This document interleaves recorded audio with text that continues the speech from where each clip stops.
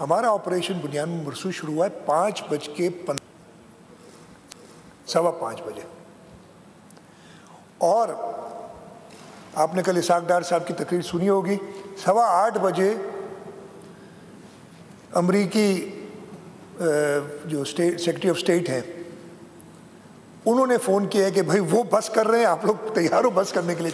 3 घंटे 5:15 से 8:15, वो तो थोड़ा ही पहले हुआ होगा।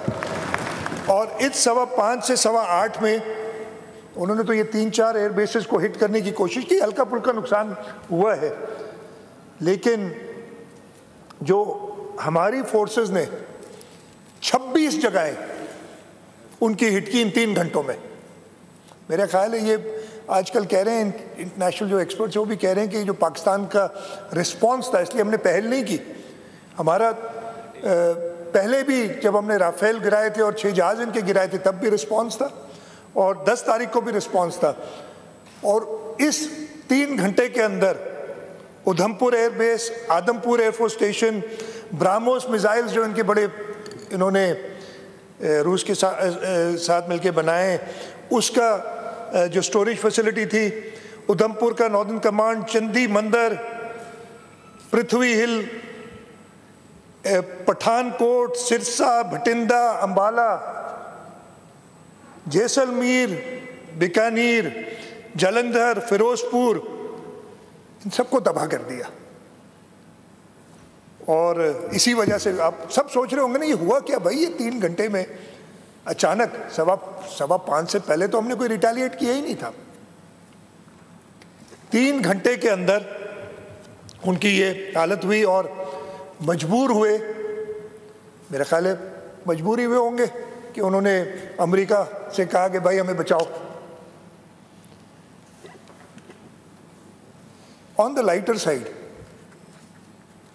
अमेरिका जो उससे 2-3 दिन पहले तक कह रहा था कि जी ये तो 1000 साल से लड़ रहे हैं, 1500 साल से लड़ रहे हैं, खुद ही समझ लेंगे, हम बीच में नहीं आते, अचानक ये सारे मुल्क बीच में क्यों आए? मेरी मैं क्या ऑन द लाइटर साइड एक थियरी है, ये इंडिया ने फ्रेंच राफेल लिए, कहते हैं ना जी एक ऐसी चीज़ जिसकी दहशत इतनी थी कि कभी कॉम्बैट में नहीं गिरा है, कुछ मिनटों में 3 गिरा दिए इन्होंने।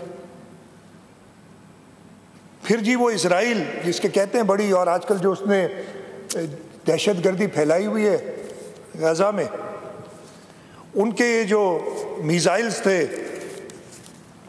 इनका नाम पता नहीं क्या है, हीरोन ड्रोन्स जो थे, वो इन्होंने इतने सारे भेजे, वो गिरते चले गए। थोड़ा बहुत कहीं नुकसान किया उन्होंने, जैसे कि हमारा मुख्तार लगारी शहीद हुआ, लेकिन हालत ये थी कि उनका ड्रोन गिरता था, कुछ देर बाद ड्रोन गायब हो जाता था, पता चलता था कि लोग लड़ रहे हैं। वो मैंने एक टीवी पे देखा था कि नूर खान बेस के बाहर वो पुलिस वाला कह रहा है, वो SHO को कह रहे हैं कि लड़का आया था मोटरसाइकिल पे उठा के ले गए, इधर गिरा था। ये हमारी कौम थी उस दिन। और ये सारे इनके इसराइल की जो टेक्नोलॉजी थी उसको भी मलिया में हिट कर दिया इन लोगों ने कुछ ही घंटों में, हिंदुस्तान की अनाड़ीपन ने, इंडिया के अनाड़ीपन ने। तो इन्होंने और मुल्कों से भी बड़े, अच्छा फ्रांस से सिर्फ ये वाले नहीं लिए हैं इन्होंने राफेल। एक इनका अभी ताज़ा 28 मई 2025 यानी अप्रैल 2025 में इन्होंने 26 और राफेल, वो नेवल राफेल्स हैं नेवी के लिए, उन्होंने एक मुआहिदा किया है। फिर उनकी सबमरीन्स हैं जो फ्रांस के साथ ले रहे हैं, अमेरिका के साथ उन्होंने जो फौजी मदद उनसे या उनसे इक्विपमेंट प्रोक्योर किया है, C-130 से सुपर हर्क्यूलिस, P-81 पोसाइडन, वो जो एक नेवी ने दिखाया भी था, जिन लोगों ने देखा होगा कि जो वो P-81 चल रहा था और हमारी नज़रों, हमारी नेवी के एडमिरल रब नवाज ने कहा था कि जी वो हमारे निशाने पे था। मेरी तरह हम डर लग रहा था ना जिस वक्त ये बात हुई कि जी बंदरगाह के इतने करीब आ गए, और अब तो मैंने बात की थी कमांडर कराची जो है उनसे, तो उन्होंने कहा ये पिछले 1 हफ्ते से इधर उधर घूम रहा है, ये हमारी नज़र में है, आप फिक्र ना करें, ये आज की बात नहीं है, ये पिछले 1 हफ्ते से समंदर में आवारागर्दी कर रहा है। लेकिन हमारी नज़र में तो ये हमारी ताक में थे। तो फ्रांस ने, इजराइल ने, ये सोवियत यूनियन का S-400 जो इनका एयर डिफेंस सिस्टम था उसको तबाह करा दिया इन्होंने कुछ घंटों में। पहले दिन उनका वो जो मीट है इंडियन एयरफोर्स की, वो Su-30 एयरक्राफ्ट हैं रशिया के, वो गिर गया, मिग गिर गया। तो रूस ने कहा होगा, अमेरिका ने कहा होगा, फ्रांस ने कहा होगा, इसराइल ने कहा होगा तो ये तो हमें सफ़े 38 से मिटाना चाहता है। किस अनाड़ी को हमने ये सारे इक्विपमेंट दे दिया, इससे कहो बस करे।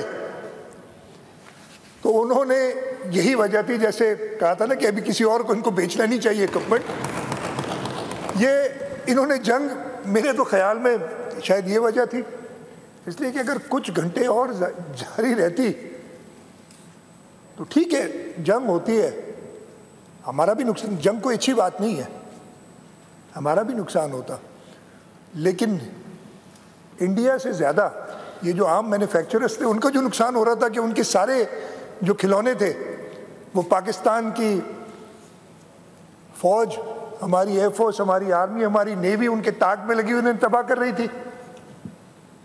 तो 3 घंटे में वो 8:15 बजे आगे लाइन पे ज़रूर उसके बाद कुछ टाइम लगा।